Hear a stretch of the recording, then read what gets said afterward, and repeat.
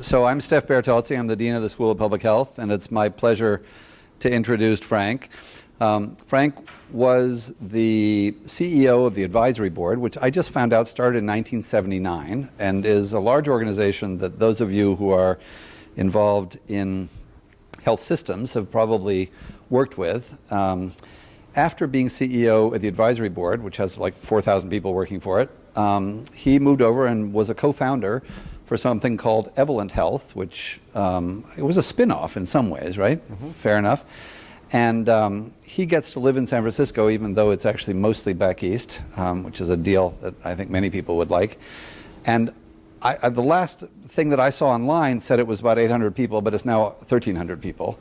So it shows you how fast it's growing, and it's only 5 years old. So it's an interesting consulting group that happens to be in a very interesting niche, which is looking at how to help health systems adapt to incorporating community-related things. I'm sure he's going to talk about that. In fact, it's probably exactly, well, in a changing marketplace, yes. Which is the marketplace that we're in. I'm very happy you're here. I'm sorry that we are in a pre-exam period and we don't have as much of a turnout as I would like.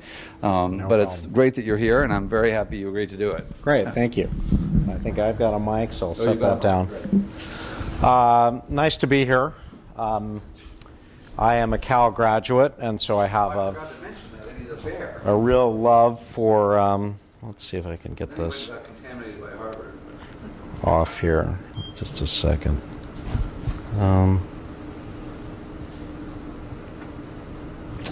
This says, please restart your workstation. Just trying to see if I can, I'm fine without it. I'm good. It should be fine. No, just hit snooze there. I know I can't get the... Huh. Maybe you can help. Sorry. It's there it is. Okay, you did it. Great, thank you. And I'll go back to the story. Or maybe you can. Let's use this. Now you may want to go back over onto the. Just click. I'm clicked on the wrong. Just click onto the slideshow, and if you click there, then you okay. Can go good. Perfect. Thank you. All right. Sorry about that. I went to Berkeley and have a huge love for Cal, and am really proud of the work that you're doing, and I've had a chance to get to know the team here, and your work is so important and so necessary, and we want to be a conduit for figuring out how your work can wrap into our work, and we can have a big impact on healthcare in the United States and beyond. And so I'm really honored to be here. To tell you a little bit about Evolent, we're in and I know so many of you cover different areas in healthcare, but we went out to talk to health system CEOs, so people who ran the Mayo Clinic and Cleveland Clinic and UCSF about 5 years ago. And I spent a summer talking with 30, 40 people, incredible leaders in the industry, and they said, you know, we're going through a massive transformation. We're going to see our fees cut pretty dramatically, and we're going to be asked to have to perform on both outcomes, clinical outcomes and cost outcomes, and we're going to have to manage populations. And if we don't, if we stay trying to do the same things we've been doing, we will go out of business from a financial perspective. So it was a feeling that in the next 10 to 15 years, the world was really going to change. And the other thing they said is, look, we don't have any capabilities in population management. We've never thought about the full episode of care. We've never, taken in data and stratified the risk of a population and tried to manage them proactively. And so if you could launch a company that could pull together the leading organizations in the country and be an operating partner, so help us as we take on lives that are under these value-based arrangements, we'd like to be a part of it. And so about 5 years ago, we launched Evolent, the idea of building a national network of leading providers, the leading organizations that wanted to move in this direction. What we found is that they would actually need new technology, so very new systems. They would need new knowledge because they didn't have the traditional understanding of managing outside of the hospital setting, people, expertise, and all of those things. And so really what we've tried to do is go to places like a Stanford, like a Georgetown, Vanderbilt, and set up 10-year long-term operating partnerships where we are working with their teams, we're providing technology, we have care managers on the ground, and we're working to manage populations more effectively, with the belief that the traditional system has done a very poor job of addressing clinical quality or cost because it's been very hard for national payers to tell providers what to do. And so if a payer like United Healthcare attempts to say, look, you can't do this procedure or you need to practice this way, most physicians reject that and do not want to be told by a national organization what to do. So how do you get the physicians engaged? Hospitals today employ about 55% of the primary care physicians in the United States, soon to be 20% of specialists. So they actually have the relationships with the physicians. So a lot of our philosophy is, how do we go out to physicians, engage them in this work in a way that they see it as benefiting their patients? And if you do that, you'll engage patients much more effectively in their health than you would in a traditional model. So just to give you a sense of where we are today, we're managing now about 1.3 million lives. We're at about 200 million in revenue, which, again, for a company in its first 4.5 years, it's been a pretty strong growth trajectory, and we have about 1,300 people. We actually partnered, many of you may know, University of Pittsburgh Medical Center on the East Coast, but it's about a $13 billion health system. The second largest sort of payer-provider organization behind Kaiser. They've developed a lot of IP, analytical capability, a team of informaticists for almost 2 decades, and they ported a lot of their intellectual property into the company. The advisory board was involved as well. So I just wanted to give you a little background on who we are and what we do. And I think one of the big questions we constantly get, and I'm sure a lot of you feel, is healthcare really going to go through a big transformation period? For those of us who have been in the industry, it's been very slow moving. There's changes we thought would happen 20 years ago.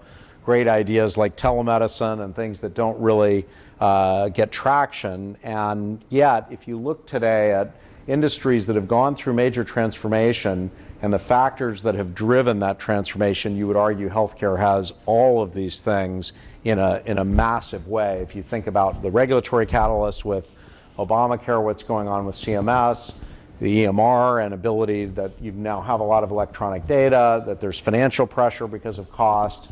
So we really believe that this transformation is going to happen a lot more rapidly than most people think. I'm going to skip over this. I normally play a video clip that's from the movie Moneyball that talks about, it's really talking about how the Oakland A's revolutionized the game of baseball by using data and analytics to fundamentally change the way that players were evaluated and the way that you ultimately invested in your team. And in this clip, he makes the point that, one, you're transforming the game, which I think is what's going on in healthcare today, but he also says the first one that climbs over the wall gets bloodied, meaning that organizations that are actually moving to change are taking a lot of risk. It's not easy anytime you try to change any organization, and so that's why you see a lot of hesitancy out in the industry today. And part of the reason you see the hesitancy is, the headlines tell two different stories. At one level, providers are still making very good money from fee-for-service in most markets. So that financial pressure I talked about hasn't shown up on their front door in most places. And you're still seeing a lot of the consolidation behavior from before, hospitals buying hospital systems and really trying to keep fee-for-service medicine going.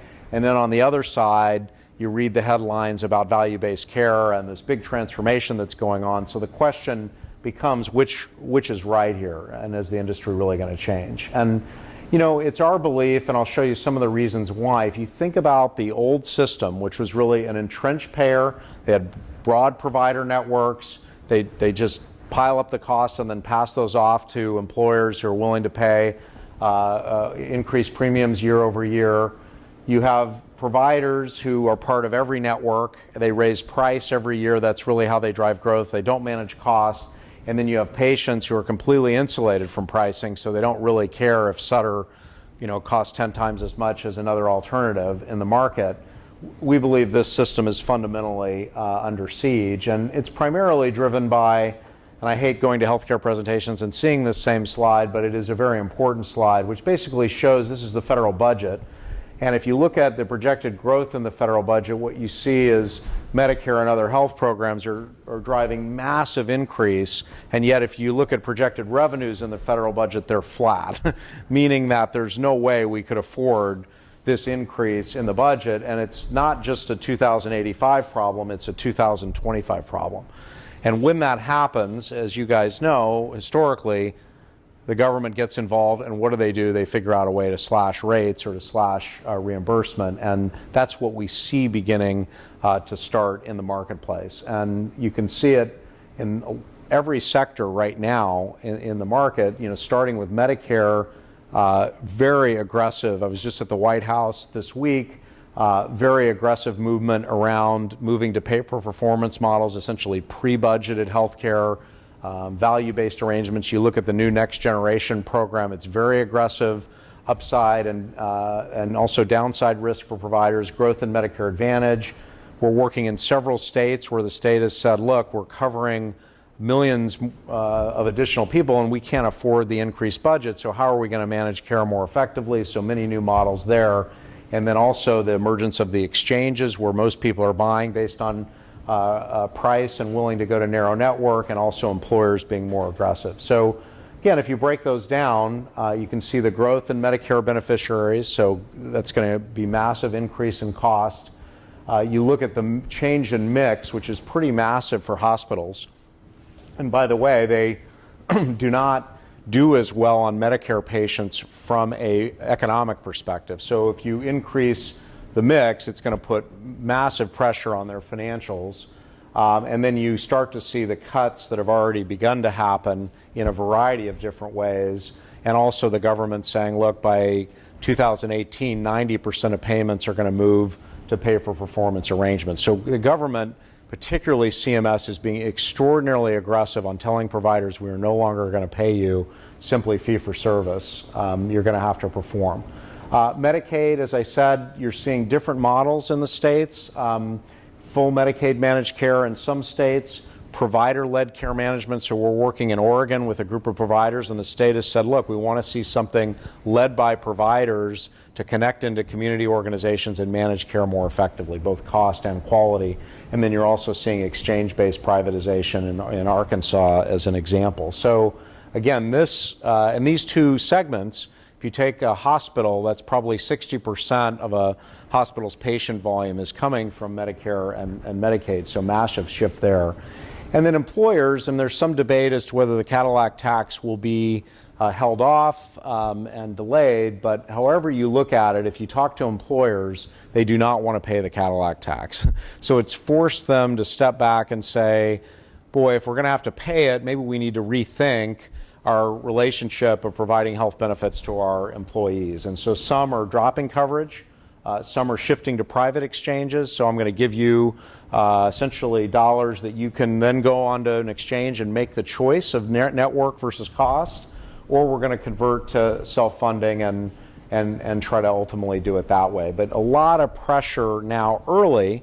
Employers are much slower to move, but we're starting to see a lot of examples. And right now we're... Does the middle one mean that it's pre-tax? Yes, it does.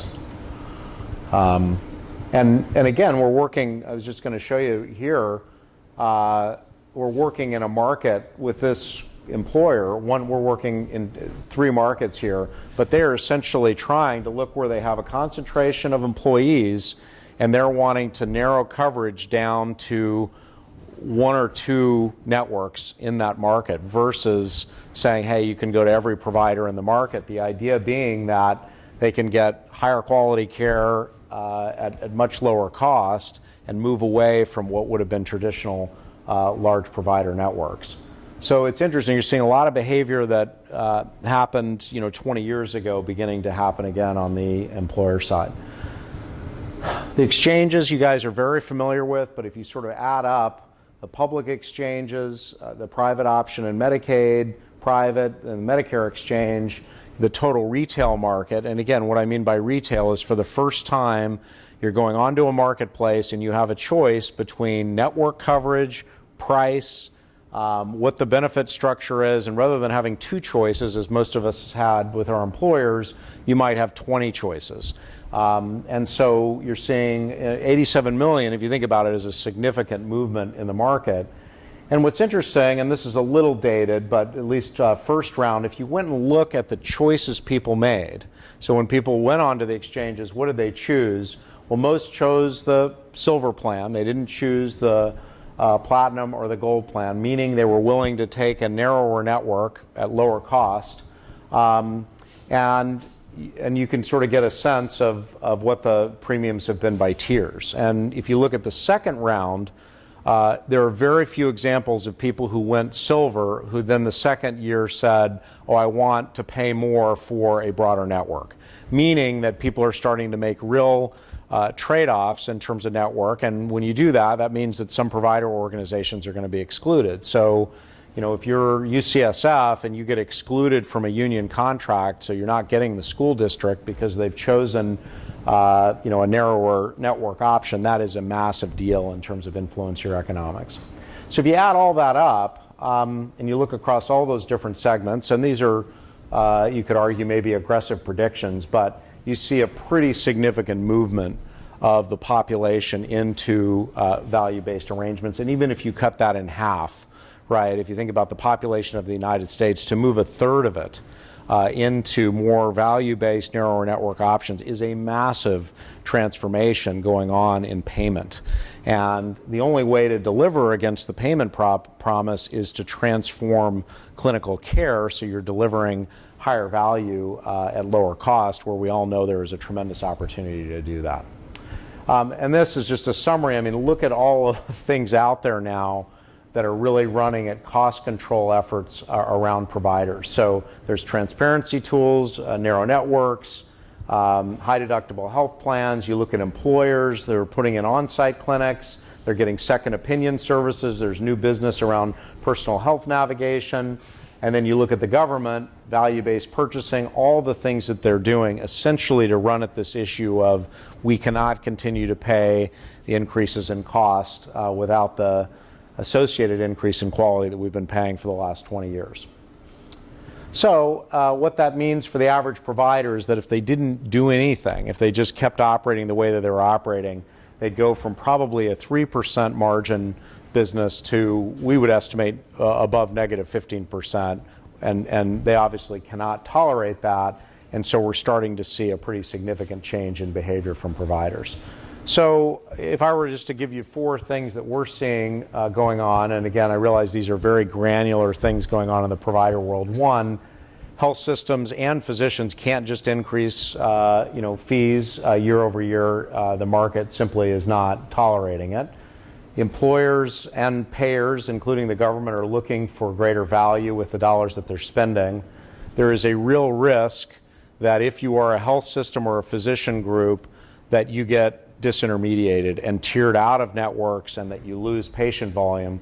And both the public and private exchanges are shifting risk to providers.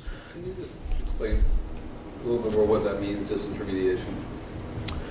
Well, who's then working directly with whom? Well, I'll give you an example of disintermediation. If in a market, and this mainly happens in California, if a physician group organizes together into a large network, and they then go to United Healthcare and negotiate a contract, the hospital system is getting disintermediated in that example because the physicians are going to have massive incentive. They're going to go to the hospitals in the region and say, we're not going to send any of our patients to you unless you would agree to these terms, right? And so a hospital that decides to launch their own health plan could go to local employers and say, look, you can work with us directly. Why are you paying a premium to work with United Healthcare? Because we have a network of physicians, we have all the capabilities, and so the payer in that example gets disintermediated. So it's a very interesting chess game going on right now of who is going to hold the premium dollar and how is that dollar going to get allocated in a marketplace. So what we've been trying to argue is that if you think about the highest performing healthcare organizations in the country, they are integrated providers. If you look at an Intermountain, if you look at a UPMC, you look at a Geisinger, they've actually integrated the financial side. You look at Kaiser, the financial side and the clinical side, so that there is really alignment in terms of managing clinical care and ultimately managing costs. To do that well, you have to have a strong local brand. I'm only going to join a provider health plan if I really believe in the health plan. I'm going to have a good physician network, a culture that really is delivering better care, access to patient data, so that's something traditional payers haven't had, where providers have a real advantage having all of the clinical data, and then the ability to integrate care across the continuum and much deeper relationships with physicians. So we've been really working to bring this proposition to life with providers around the country. And the reason that they need help is, and we know this, it's just two examples of this is a health system, $3 billion in revenue, that decides to get into value-based care, and there's two very different scenarios that can happen. One, they don't generate a lot of revenues, so they pilot a couple of shared savings contracts, they get 25,000 lives, they add a lot of cost to the system. This bar could be very negative, and we know that from the 90s where a lot of providers took risk and didn't manage it well. That's one scenario. Second scenario is they actually get to scale. They get enough patients under value-based arrangements that they're driving enough revenue. They then are covering their costs and then potentially launching what can be a very profitable growth business for the health system, surely better than what's happening on the fee-for-service side. So if you look at UPMC today, it's a health system in Pittsburgh, $13 billion in revenue, and about $8 billion of that revenue is in capitated risk-based arrangements, and really where they are driving the economic growth. That's enabling them to fund their mission. They did not want to see their mission taken away in terms of what they want to accomplish from an academic perspective, and so that really has been their growth strategy. So to do this well, and there's a lot of risk for providers, a couple things that you have to have. One, as I talked about, you have to have significant scale. You have to have enough lives under value-based arrangements that it's going to get the attention of the physicians. They're going to change the way they practice. You have to integrate population health, so you can't just wait for patients to come see you. You need to identify ones that are high risk, that you can manage more proactively. You need to have the care delivery network lined up to do that. You need to have the infrastructure. You really need to engage the physicians, and this is probably the most important part of it. If you're acting just like another health plan and telling physicians how to practice, they will not engage and you will not have any impact. And then you need very different technology, and it's pulling massive amounts of information about the population that you're managing that's much more proactive, that goes directly into workflow. So again, what we're trying to do to help systems get to scale is look at all the available populations that they might have to manage. And one of the nice things is most health systems are some of the largest employers in their communities. So one place to start is with their own employees. And if we look at our first client, they had 40,000 employees. They were spending $250 million on health benefits and yet not managing it in a population health context, and so that was a great place for them to start. And then they have choices. Do they want to go to payers in the local market and negotiate risk-based arrangements? Do they want to launch their own Medicare Advantage plans, which you see a lot of providers doing? And then, do they ultimately want to launch their own commercial plans? But it's how do you do enough of this to get at least to 100,000 lives to get to scale. And that's one thing we're trying to support people to do. The second is a new vision of care management. And what you've tended to have happen with a lot of payers is you'll be at home, let's say you're a diabetic, and the phone will ring and it will say Cigna on the phone and you will not answer it. And you don't want to answer it because you don't want Cigna to know about your condition, and it just doesn't, it's not a way to engage you. In this model, because you're engaging the physicians, all of the engagement tools that you're using to, coaches, engaging people in their health is coming from your physician office. So the call is coming from your doctor, the coach is being introduced within the practice.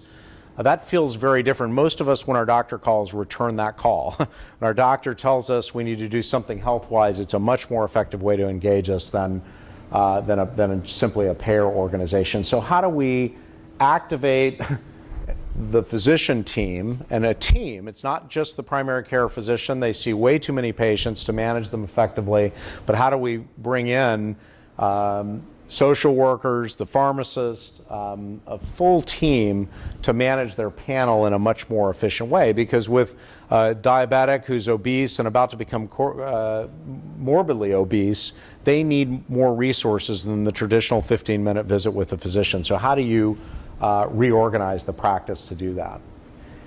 And I think, I took a quote which I think is really important, but what's happening today is this is a doctor saying, I'm working on both sides. I'm a doctor working with doctors, but I'm also an administrator working with doctors. This paradigm of physicians versus hospitals is dead. I hope it's dying. Without shared governance where hospitals are as invested in patient outcomes as physicians are, and physicians are invested in service outcomes and financial outcomes as hospitals are, we have no chance of improving anything. Meaning that the separation of financial and clinical has led to completely the wrong incentives in the system. And so how do we bring those things together in a way that the physicians have context around the financials, in a way that the administrators have context around what the physicians need to practice more effectively, and really trying to make that happen. And this is just an example. This is a real-life patient example that is leveraging the technology that we're bringing to providers that we work with. It's a female, 67 years old. You can see the conditions that she has.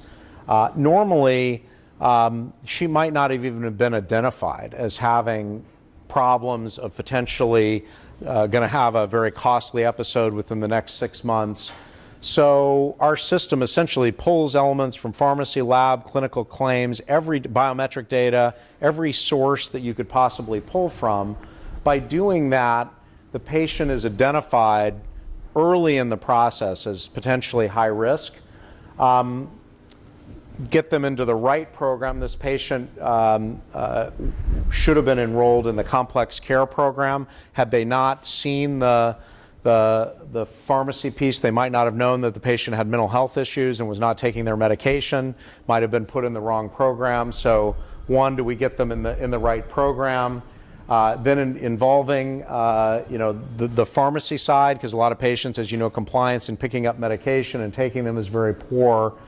And then actually working on the coding side to make sure that the economics of the episode work. But how do you integrate all of those data elements, stratify patients so you can focus your care managed resources and then manage them through the episode of care? And what tends to happen in most systems is the handoffs are incredibly poor in healthcare. So for a number of conditions, we know that if the patient is seen within 48 hours of leaving the hospital, that their probability of readmission goes down dramatically, and yet you'd be amazed at when the patient is discharged, very poor instructions given to the patient about their health, no visit happens, et cetera, and then massive costs happen in the system. So how do you have a better informatics linkage into workflow to manage that?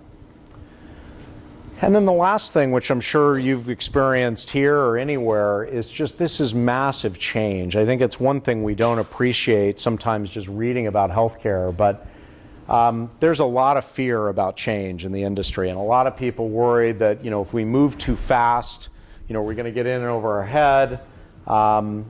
And so there needs to be a lot of work in educating everyone from boards to physicians to executive teams about why the change needs to occur and how it needs to happen. And it's not a one-time effort with physicians. It's a constant effort to look at what they've done, what's been successful, to use data, to have that data drive improvements, and ultimately to really move in a direction. But this has been probably the biggest barrier for us, is when you get a lot of people who will pay lip service to wanting to drive the change, but when they confront tough issues like, are we going to exclude the spine surgeon who's operating on way too many patients from the network, or are we going to change physician compensation in some way?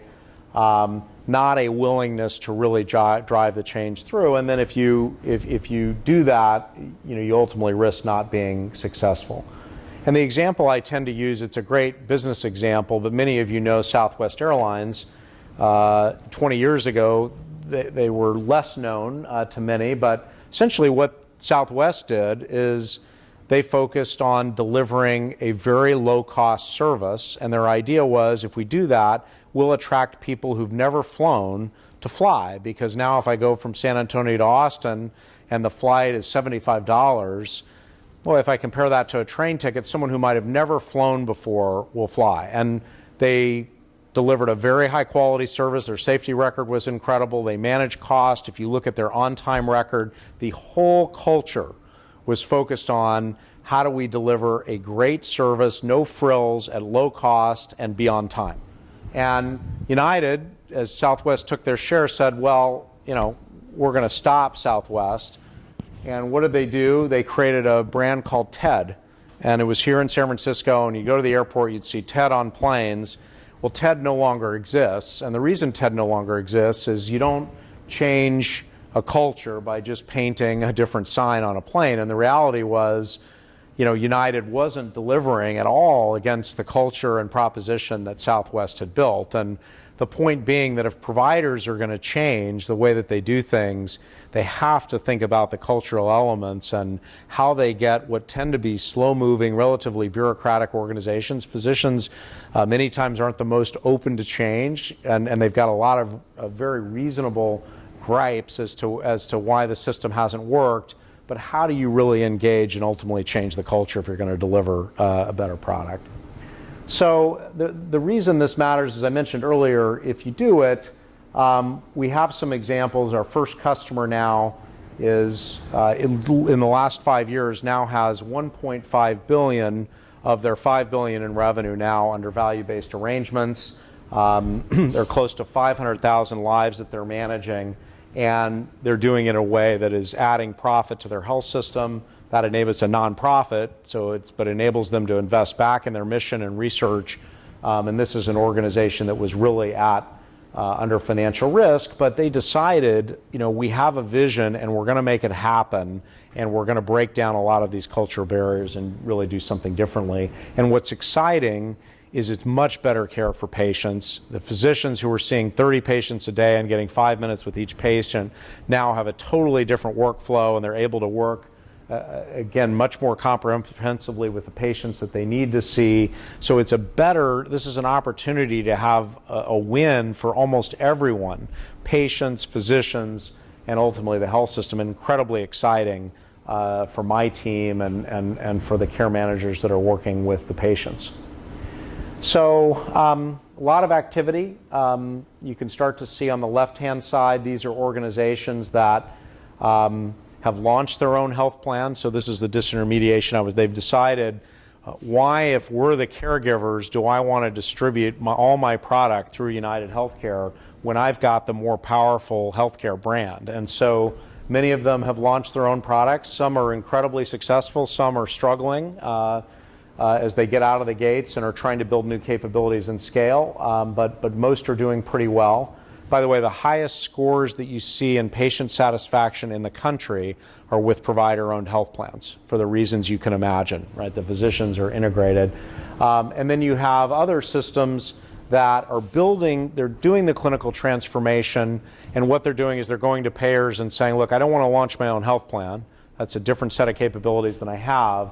But I want to offer you a very different product, one that's population health oriented, and I want you to pay me for it, because if I'm going to take all of this volume out of my hospital, right? If I keep the diabetic out of the hospital, I'm no longer getting paid for that bed day. So if you pay me reasonably, I'll add value to the system, and we'll work together as partners. And we see a lot of models like that as well. I just thought I'd show one example. It's a customer that we're working with and was very focused. They actually had their own health plan, but they operated it just like United would offer their health plan. So the physicians hated it. They weren't engaging the physicians, and we came in and worked with their medical team and really engaged the physicians, shared data with them, had the physicians help us make sure that the data was right, and then they really went after problem solving. And what's been really neat, but we've started to do some actuarial approved studies on the population in our complex care program. Just on a small patient population, seeing several $million in savings, improved quality of life. People are not having to spend time in the hospital. and then sort of changes in utilization in the ways that you'd like to see, where this is versus a control group, less dollars going towards ED visits. You actually want primary care visits to go up. So you can start to see some behavior. And then our challenge as a company, and you can imagine it's a hard challenge, is how do you go from a focused population like this to doing this across all the major clinical areas and then doing it across 50 markets in the country. Really hard. I mean, this is a hard gravel road work in healthcare of engaging physicians, engaging patients, and hopefully having an impact on their care. And I'd be honest in saying we're in the first inning of a 9-inning game. We're still a young company, and it's challenging, really hard work. So, but that's we're excited about it. Again, we talked about the sort of things that need to be in place. I won't repeat this. This is actually one of the favorite things I've seen recently, and it is actually Intermountain's mission statement. And what I love about it is you can see and this is so different from most physician organizations or health systems that I work with across the U.S., is note the objective of we want to offer the highest value healthcare, right? So it's not just simply about increasing their revenues. They want to offer high value healthcare to the community. They believe in a population health model, which is an amazing thing for a hospital system that has spent their entire existence trying to fill beds with patients every day to say, no, it's not about filling beds. It's about highest value care to a population, which actually means we want a lot of empty beds. Here's how we're going to do it. So we're going to be very specific about how we're going to do it. Scalable infrastructure, evidence-based clinical programs, aligning incentives, engaging physicians and patients. And then what I never see is actually a focus on the costs that they're going to deliver it on, which is amazing for them to put this out there to say, look, we're going to target the CPI, the consumer price index increase every year plus 1%, which would be a stunning result relative to the premium increases we've seen in healthcare. And again, this is one of the highest quality institutions in the country that delivers incredible care, actually saying, we want to deliver this result at the end, and we think that's ultimately what's going to be best for our community. So I'll end here with a little Malcolm Gladwell quote about, if you think about the consolidation going on with payers, right, that all these big mergers are getting even bigger and very, in my mind, monopolistic, that the way that providers are going to win is by changing the nature of the game, using the clinical data they have, engaging physicians in ways that people didn't think possible, changing the flow of care. And if they do that, they can outperform these large payer organizations, no fault of their own. I'm not being, but they were designed for very different reasons, right? Monolithically, to try to manage care in 50 states across the country where providers are disengaged doesn't work. And that's why we've had this increase in costs, so that there's a real opportunity for providers to do things differently. And that's what we're trying to help them do. So that was way too much talking on my side. I know many of you cover such diverse areas that this may have been too deep, or for some of you that are really deep, not deep enough, but hopefully at least provokes a little bit of thinking about one segment, which is really the hospital and physician segment, and how they're reacting or not reacting to a lot of the changes going on. But that's it. But thank you. You've got a really tight timeline, but you've got a few minutes for questions. Absolutely, yeah. And I'm handing a microphone out. Oh. I left some right here. There you go. Great presentation, Frank. Oh, okay. As you get around the country and all the organizations and markets you're working in, how do you see it playing out over the next few years in terms of getting to the tipping point? And if you look at the data you presented there, the tipping point maybe is around when you get about a third, perhaps, of your revenue, right, from these kinds of new value-based payments. you're really going to make that investment to get off the dock of the boat and get on, et cetera. And you're going to say, we really need to empty these hospital beds because this is the way we're going to make our money in the future and keep the community well. Yes. So that's going to vary a lot, the studies we've done all over the country. But what is your own sense of how rapidly one can get to that, and what markets will we see it first? It's a great question. As many of you know, or who've worked in healthcare for a while, healthcare is a local market business, and every market is different. Every customer we work with is completely different in terms of the market circumstances. So what I would say is the markets that are going to move first are those that are fairly competitive, where you have providers that, you maybe have 3 providers that are at 25% share and they're all vying to be number 1 in the market, or there's a number 2 trying to be a number 1. And so you have an aggressive player who is organizing and trying to leap in front of somebody else, and then the other competitors are forced to move. So take a market like Boston, where you have the impact of Romneycare pretty early. You had Steward come into the market and really go whole hog into risk. You had Partners excluded from a big union contract because the workers were told either you get a wage increase or you can include Partners in the network. And you can imagine what they chose. And so you start to have enough activity going on that organizations are forced to move. I think the thing so you'll tend to see the more competitive markets move quickly. I think the big thing that happened this year that everyone is really taking notice of is how aggressive CMS is being in Medicare.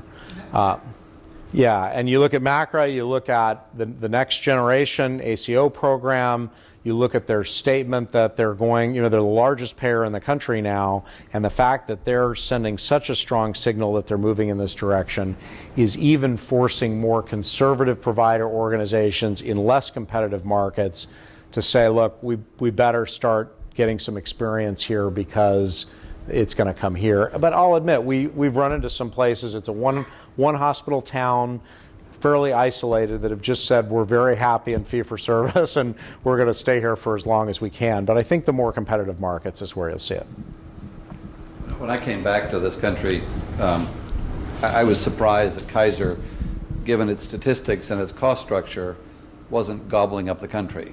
And the answer was exactly what you just said, that it's a local game, and you don't just drop into a local, right? Exactly. But they did just acquire Group Health recently, and as these provider systems become insurers, there are probably economies of scale of becoming networked with other similar organizations rather than operating as solo players. And so do you see significant consolidation in the offing, a la Group Health? I mean, but instead of a huge system acquiring a big system, picking that off in smaller chunks. And I suppose the extension of that is the model that you present, which is trying to get to 100,000 patients, requires a certain level health system to begin with. Yes. And so could these larger players who are creating networks of systems enable smaller players to get into the game? It's a great question. So the whole foundation of Evolent being formed was because of your insight that why should you have 50 different providers build this infrastructure?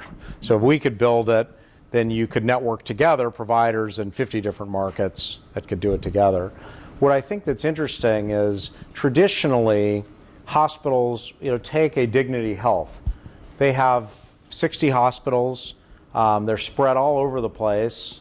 And the model was we'll acquire a bunch of different hospitals and that's how we get to scale.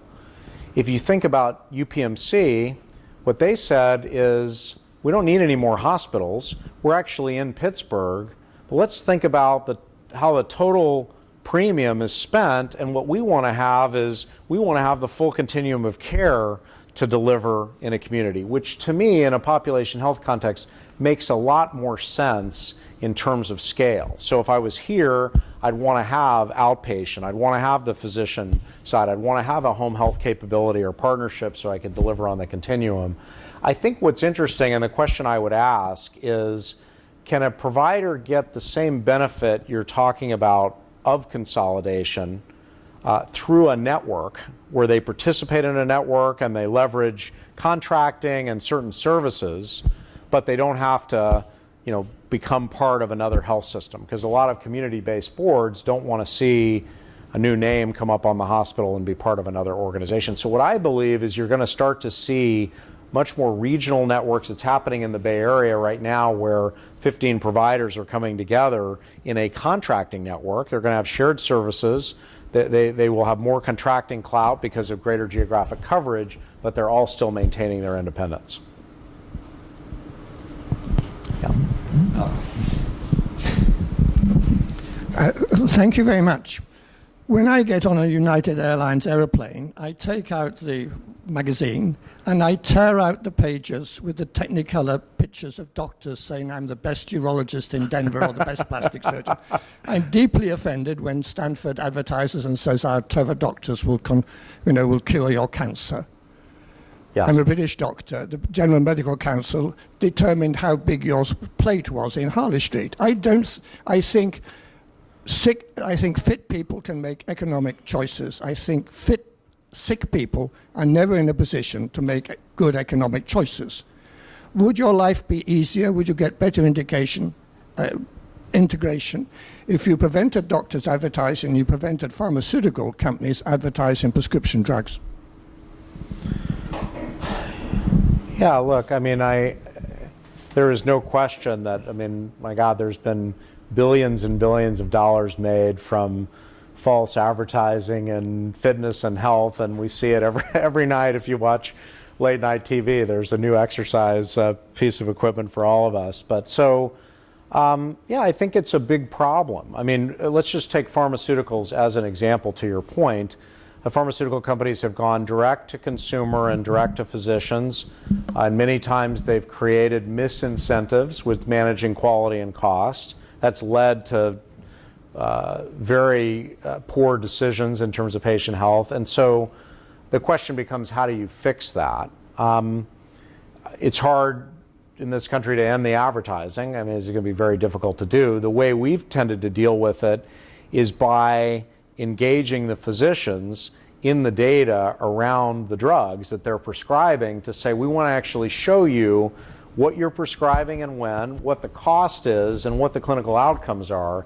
And when that data is shared with their peers and that gets put on the wall, it has been amazing to see someone who would prescribe a drug that you and I would agree was inappropriate or too costly for the patient, that they become aligned when they're engaged and their peers are involved in setting the standard. So my hope is that we can have more peer-based development of guidelines in the way that you're talking about, and where you're sharing data, and having the availability of outcomes and clinical data makes a real difference, hopefully, in changing physician behavior. I wish we could attack the advertising thing. It's challenging. And, we did as an aside, but at the advisory board, we did a grading the graders study, because there's all the grading of physicians and health systems. And if you took the same health system and 7 different graders, you'd see 7 very different grades, meaning that it was very hard to rate performance because there wasn't good outcome data. So how do we get better standards for decision making in healthcare? I think hugely important. Yeah. Thanks for a great talk. I was just wondering, you mentioned a bit about clinical outcomes, and there seems to be a lot of change in the sort of outcome measures that people are using, and Medicare, for example, is pushing a lot towards patient-centered outcomes.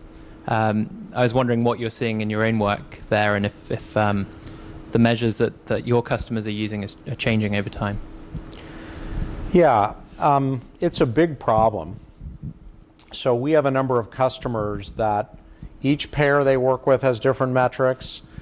CMS has different metrics. The state may have different metrics, and it creates a real reporting burden and a question of, God, where do we focus as an organization? What do we believe the right metrics are, and how do we handle all these organizations that are rating us and asking for different metrics? So, the way we've handled it is by trying to develop, an integrated platform for data aggregation. So pull all the data that you have into one place and make it very easy. If one person needs a certain set of reports or metrics, you're able to at least produce those, and therefore you sort of deal with the burden. And then, look, I mean, the one thing I've learned is you cannot go to a physician organization and tell them these are the metrics you should be measuring. You can give them a starting point, which is what we tend to do, and then we allow them to really work with that and customize. What's generally true is they'll end up taking 95% of what you've given them.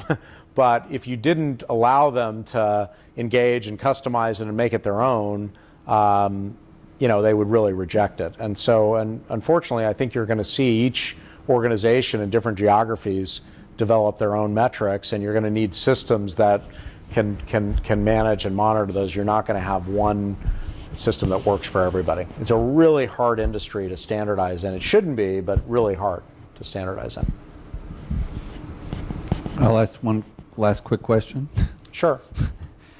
Did you have one? You mentioned a lot of the strong stance CMS has taken recently. I'd love to get your thoughts on whether it's the oncology care model or the comprehensive primary care model initiatives. What impact, if any, do you think it'll have on the providers, whether they expand to certain specialties of care, or will that kind of segment it further? Yeah. Good question. I mean, I'm probably not the best person to ask. I'm not deep. We do have someone used to be in the White House on our staff who tracks that, and we have a lot of direct dialogue with CMS.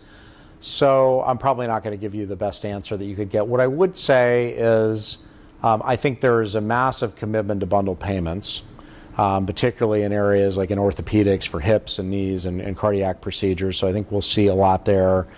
And what I've been really impressed with, and we just had the Patrick Conway, the Chief Medical Officer over at our offices, is that they are really in what I would call aggressive experimentation mode. So let's try something, let's get feedback, let's improve it, and then if it really works, let's expand it. So I think I would look to everything that they're doing and don't think of it as a one-off narrow thing. I think what they're trying to do is say, let's try this in an area where it makes the most sense, but we've got five other areas where we think this could apply. And clearly specialty care is going to be an area that they're going to spend more time on and be more aggressive on. And what model, I'm not deep enough to know. But every interaction I have with them is not a slow-moving bureaucratic organization, but one that's moving. And what's really interesting about Next Generation ACO is we were involved in giving them feedback on the first Pioneer ACO program several years ago. And amazingly, they incorporated all that feedback and have probably come up with the best payer performance-based program in the country in terms of the terms, the data they're providing, and everything else. So I have to give them their due for being pretty responsive. Frank, thank you very much. Really Thanks. appreciate it. I wish we'd gotten a bigger crowd for you. These guys will get jobs with Evolent. Nobody else will. No, great being here. And if I can be helpful as you're thinking about different things out there or different companies in this space or others, let me know. But great being here. Thank you. Thank you. Thank you very much. Thanks.